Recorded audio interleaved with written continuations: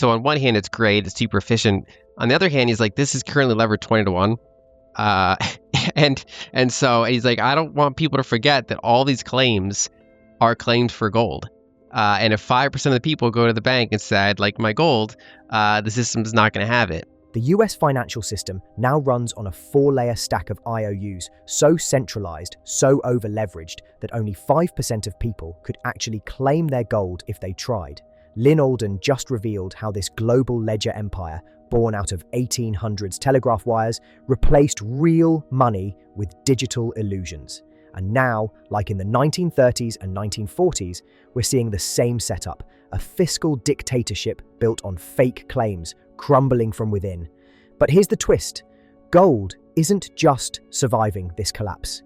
It's escaping it. There's a lot of talk about how to reduce the deficits, if their current size is too big, what are the impacts, who are the winners and losers from them.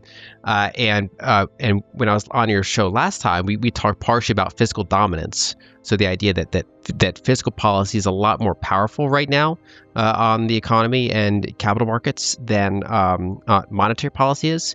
And the nothing stops us train view is basically the somewhat more cinematically phrased version of that, which is that we're in fiscal dominance, that fiscal dominance is continuing, and that there are very, very few narrow ways to get out of fiscal dominance in any sort of investing time horizon. So 5 to 10 year periods, that we are basically stuck more or less in fiscal dominance is what that means. So fiscal dominance happens, generally speaking, once a country gets over like 100% public debt to GDP or sovereign debt to GDP.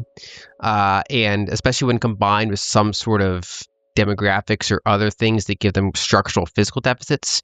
And the reason that the debt load matters is because any sort of meaningful interest expense on the debt further blows out their fiscal deficit and makes that rather unsustainable. And so when you have lowered public debt to GDP and a central bank says, hey, look, there's inflation, they will try to raise interest rates and they'll slow down bank lending most of the time. And they will generally contribute to higher fiscal deficits because the interest expense will go up on them as well. But generally speaking, because they have low debt to GDP, the brakes that they're putting on the private sector are bigger than any sort of inflationary brakes or acceleration they're putting on the public sector.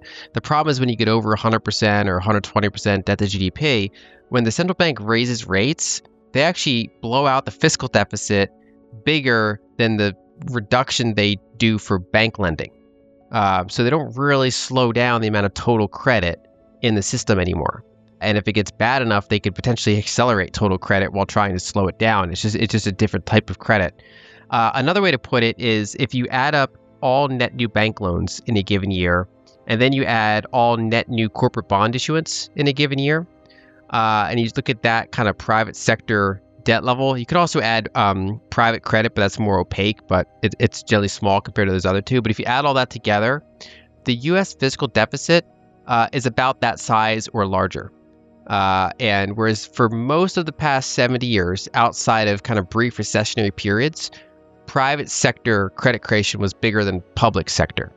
But in fiscal dominance, public sector is bigger. And so it's a different type of regime for where money's coming from, where the net kind of credit formation's happening. So the flow of existing, like basically the public sector debt is more added in a given year, or roughly equal or more than the whole private sector adds. 30s and 40s, the 1930s and 40s. That was the last time the U.S. was in fiscal dominance, and most of the Western, most of the developed world was in it. And then since then, we've been primarily in monetary dominance, which to your point, basically most broad money is being created by fractional reserve banking, making loans, and supported by the central bank. They will increase the base layer and provide liquidity whenever there's sort of a contraction in that process. But generally speaking, they're kind of operating through the commercial banks.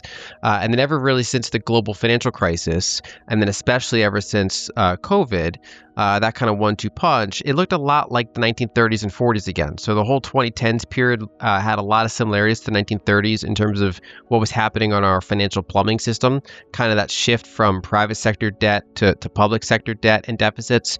And then much like how World War II kind of really accelerated a lot of what was happening during the Great Depression.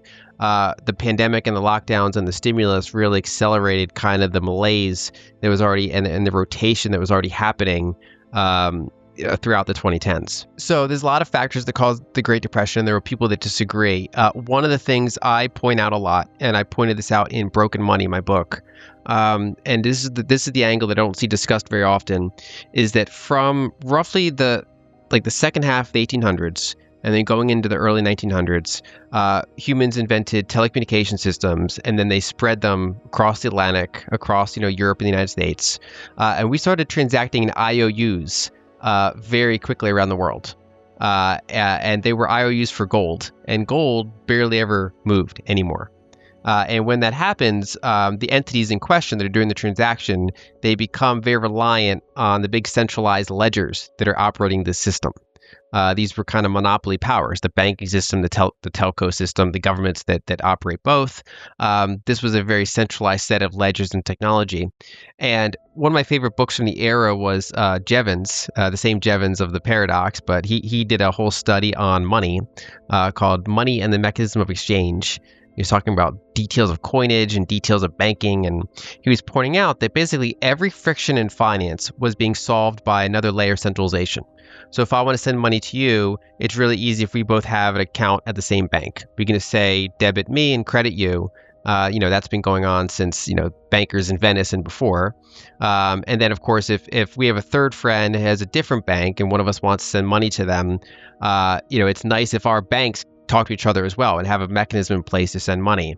And if there's enough banks doing that, then it really makes sense for them to tie into a central bank and say, well, if I want to send money to someone else, I tell the bank, they tell the central bank, it just kind of debits accounts, appears elsewhere.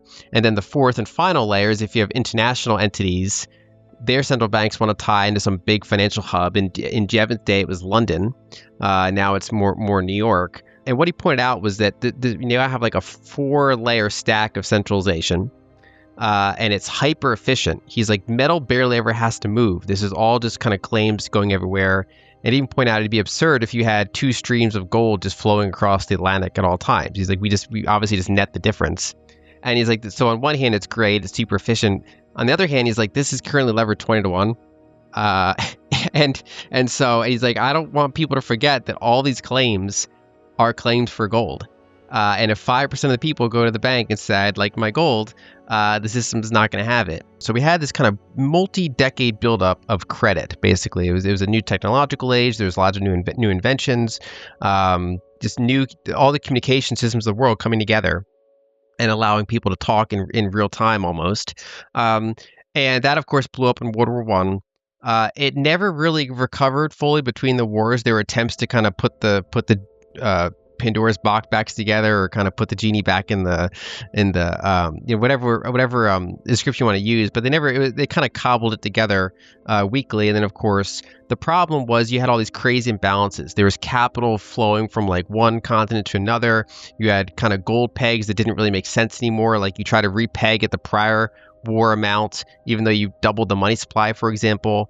So the UK was having issues like that. You cause these really big credit bubbles to form through multiple reasons. There's never just one reason, but this was kind of the technological and credit backdrop of the whole thing. And so going into the Great Depression, like in 1929 in the US, the number of broad claims and total debt instruments the amount of claims per dollar was extremely high. And banks had very little kind of cash as a percentage of their total assets. They were very much levered. There were even people borrowing money to buy stocks at scale for kind of the first time at such large amounts.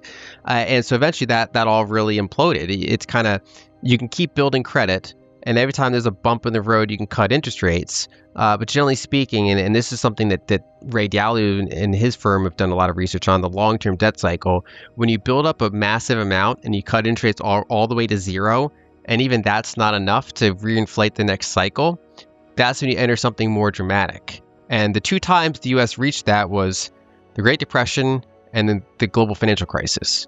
And that's why I often use those in parallel. The same thing happened throughout the 30s, which is they never really got the system back together throughout the 1930s. kind of like how in the 2010s they never really got the system back together, and then World War II hit. So the prior periods don't really correlate perfectly. If you were to correlate them, the dot-com bubble had some similarities to the Roaring '20s, for example, or even the housing bubble of the 2000s decade had some similarities to the Roaring '20s. But we didn't really have that one-two punch of a giant global war, fortunately. But what the global financial crisis and the Great Depression had in common is they were the peak in the private sector debt bubble. And then throughout the decade after that, you had this kind of gradual rotation of debt from the private sector more to the public sector. And then what you had in common from the 1940s and the 2020s was then you ran hot. You ran way bigger deficits. You kind of burned off some of that debt at the sovereign level. And continued that rotation from private sector to public sector, and also had a little bit more of a top-down command economy to some extent.